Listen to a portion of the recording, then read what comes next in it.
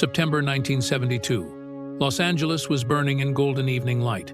The entire Warner Brothers lot in Burbank looked alive in a way only Hollywood could look alive. Golf carts raced between sound stages.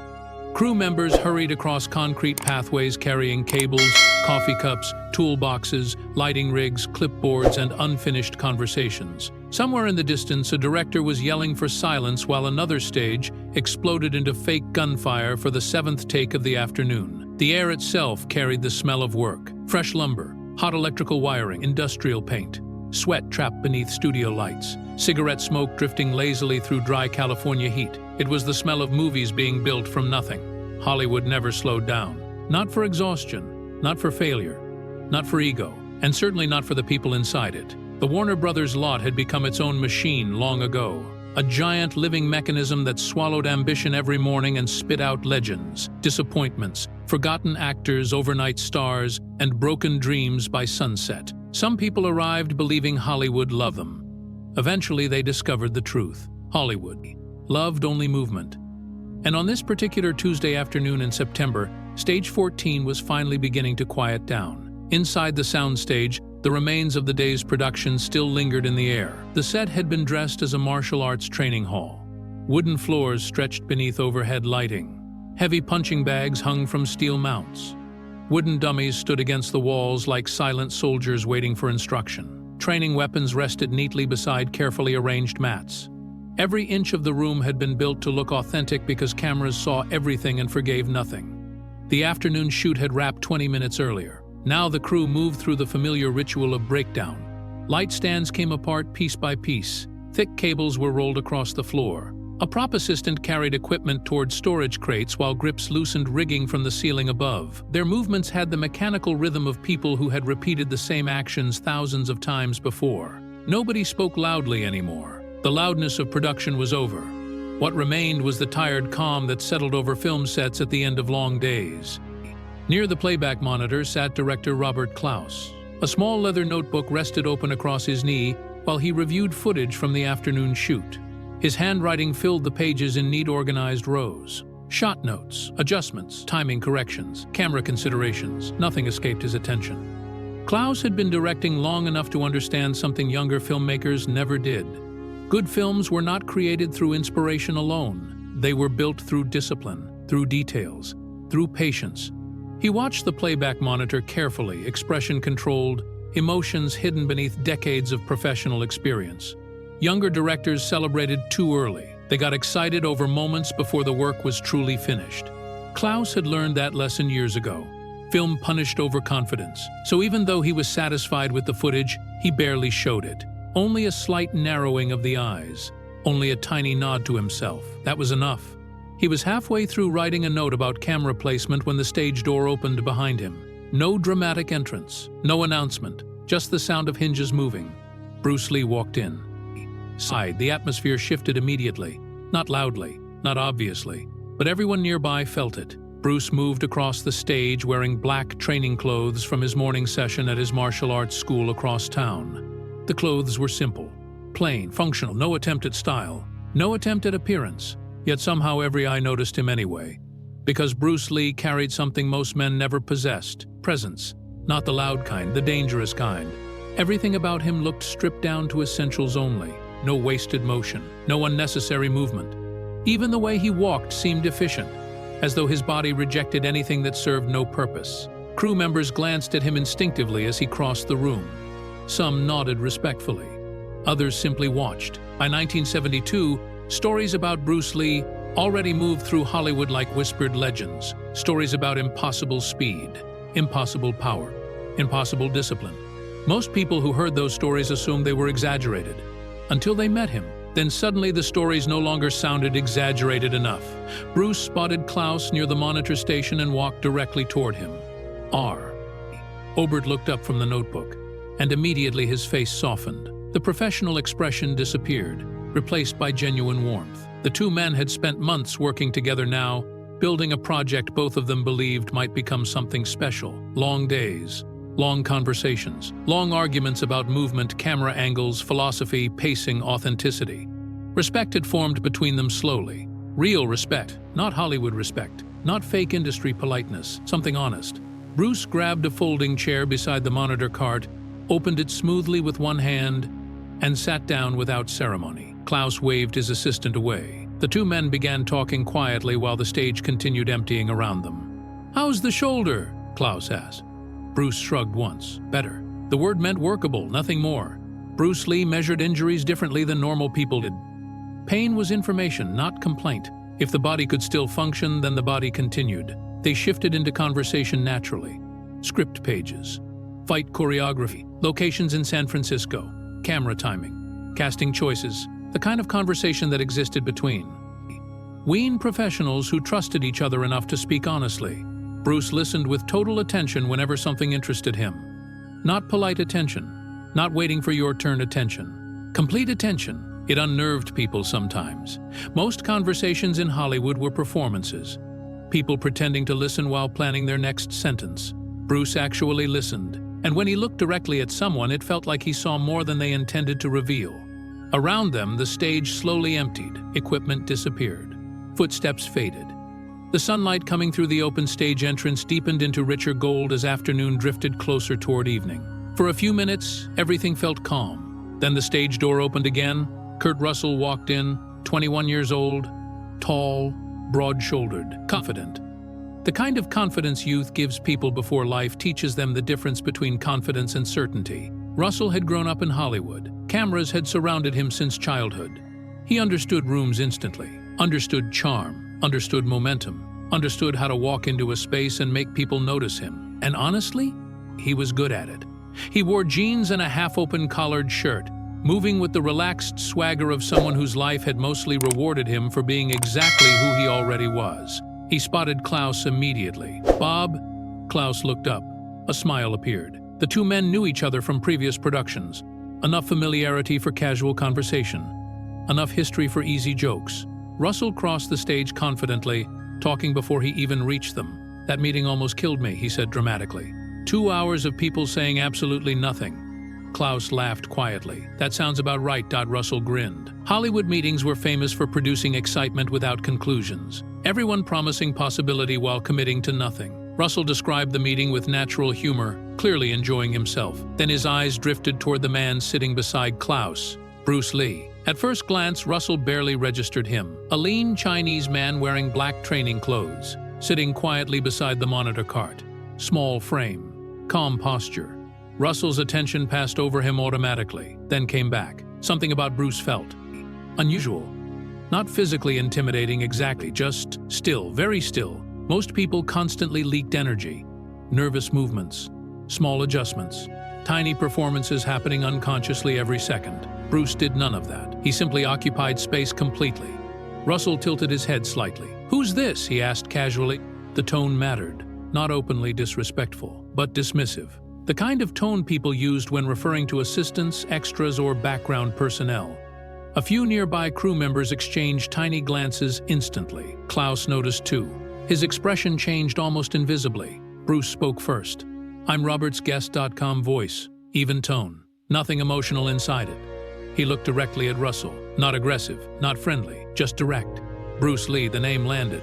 Russell recognized it immediately. Of course he did. Everyone in Hollywood had heard the name by now. The Green Hornet, the martial artist people whispered about, the guy stuntmen talked about differently than everyone else. Russell had heard stories, crazy stories, stories that sounded impossible. But now he looked again at the man sitting quietly in front of him. For him, 140 pounds maybe, lean, compact, not physically overwhelming, and Russell's young mind automatically started making calculations. Size, weight, strength. The calculations kept producing the same answer. "This guy? Really? You're smaller than I expected," Russell admitted. Silence touched the stage. Not complete silence yet, but close. Klaus slowly closed his notebook. Then he looked directly at Russell. "Bruce," he said carefully, "is one of the most dangerous human beings on this planet." No drama in the statement, no exaggeration, just fact. Russell stared at him, then looked back at Bruce, then back to Klaus again. The numbers still refused to make sense in his head. 140 pounds, calm posture, quiet voice. Most dangerous men on Earth? His 21 years of experience had not yet taught him something important. Real danger rarely announces itself. Russell smiled. That easy, charming smile which had carried him through most situations his entire life. "Come on," he laughed. He rolled one shoulder casually. "No disrespect, but you'd have to show me something like that crew members nearby stopped me." Oving completely now, everyone listening, everyone watching, Russell tapped his own shoulder twice. "Hit me right here," he said confidently. "Full power." The room went silent, completely silent. Even the hum of overhead lights suddenly sounded louder. A grip near the lighting rig turned fully around. An assistant unconsciously stepped backward. Klaus remained perfectly still, watching. Bruce Lee slowly stood up from the folding chair. No dramatic preparation, no fighter's stance, no intimidation. He stood the same way ordinary people stood from ordinary chairs. That was somehow the unsettling part. He looked at Russell's shoulder calmly. "Are you sure?" Russell laughed again. He mistook caution for hesitation. "Yeah," he said. "Go ahead." Bruce nodded once. "All right." And then it happened. So fast that half the room would later disagree about what they actually saw. Bruce's right hand moved, not wildly, not theatrically, just directly. His hips rotated, shoulder turned, elbow extended, wrist snapped. 20 years of relentless training compressed into one precise moment of force. The strike landed. Crack. Kurt Russell's body moved sideways. Instantly. Not stumbling, not reacting, moving. Physics taking control before thought could catch up. His feet scrambled backward uncontrollably. One step, then another. Then suddenly the stage wall slammed against his back and stopped his momentum. The entire room froze. Russell stared forward in complete shock. His right shoulder burned violently. His smile was gone, completely gone. And for the first time since entering the room, he truly looked at Bruce Lee. Kurt Russell stood against the wall in complete silence. Not the embarrassed silence of someone losing a joke. Not the irritated silence of someone caught off guard. This was different. This was the silence that arrives when reality tears through a belief so quickly the mind cannot rebuild fast enough to protect itself. His right shoulder pulsed with deep electric pain. Not unbearable, not crippling, but shocking. The kind of impact that traveled through bone instead of skin. The kind of force the body recognized instantly as something entirely outside normal experience. For 4 full seconds, nobody on stage 14 moved. The overhead studio lights hummed softly above them, somewhere far outside the south. Round stage, a forklift beeped while backing up across the Warner Brothers lot. A distant voice yelled for somebody named Danny. Another stage exploded into sudden applause for a completed take. But inside stage 14, the universe had narrowed into a single moment, a single punch, and the complete destruction of a young man's certainty. Robert Klaus finally released a slow breath through his nose.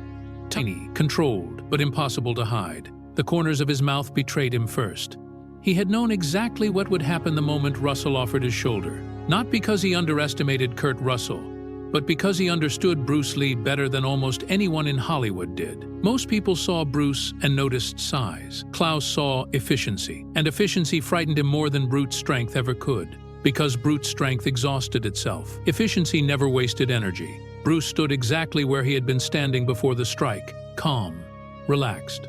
Right hand resting naturally beside him again as though nothing unusual had occurred. That was what disturbed people most. No emotional release, no pride, no aggression, no satisfaction, nothing. For Bruce Lee, the punch had not been a performance. It had simply been an answer. Russell slowly pushed himself away from the wall. His breathing had changed, subtly, but enough.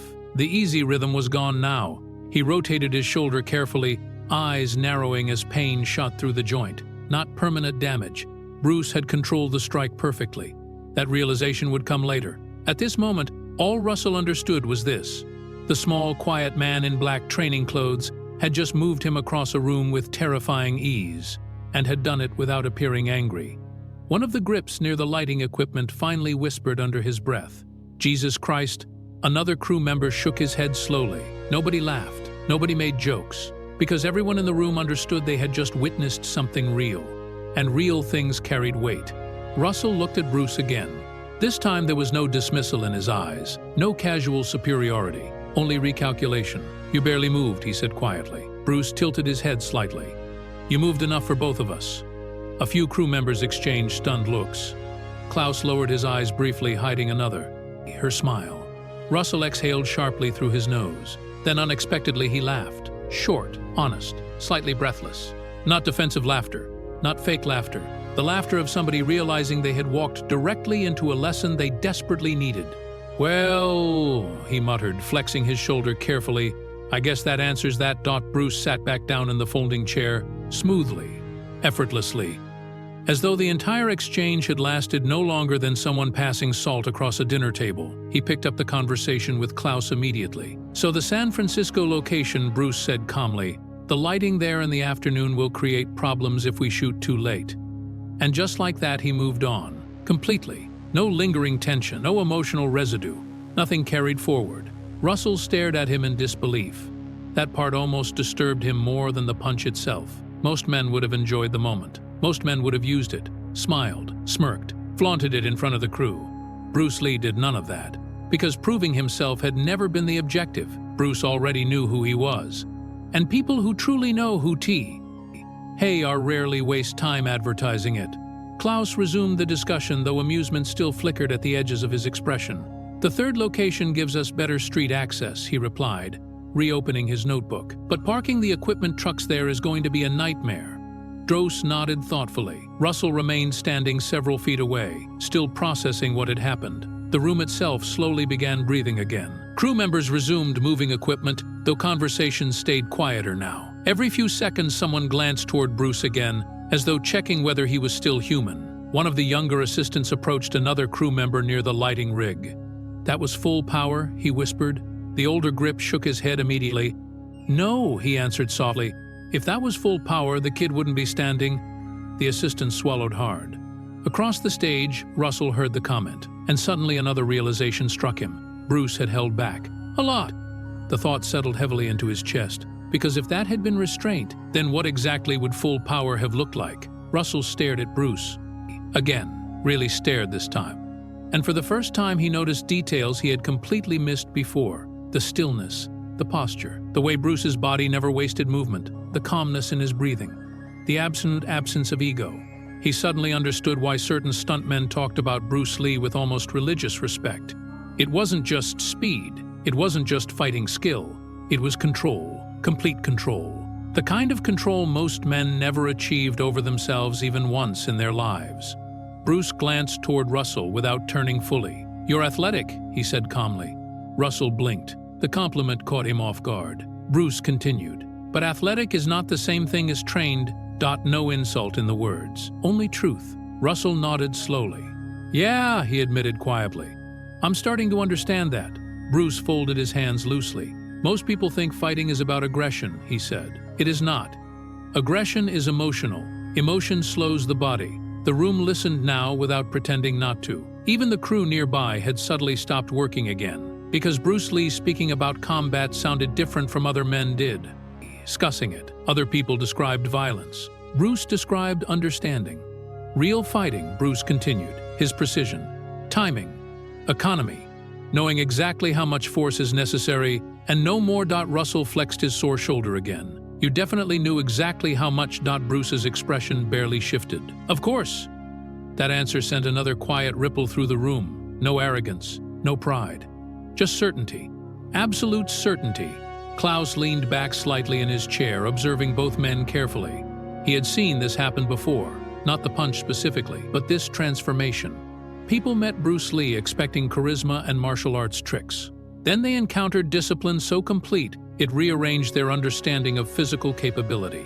And afterward, they never quite looked at the world the same way again.